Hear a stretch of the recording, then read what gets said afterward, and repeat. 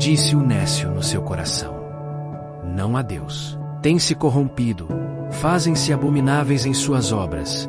Não há ninguém que faça o bem. O Senhor olhou desde os céus para os filhos dos homens, para ver se havia algum que tivesse entendimento e buscasse a Deus. Desviaram-se todos e juntamente se fizeram imundos. Não há quem faça o bem.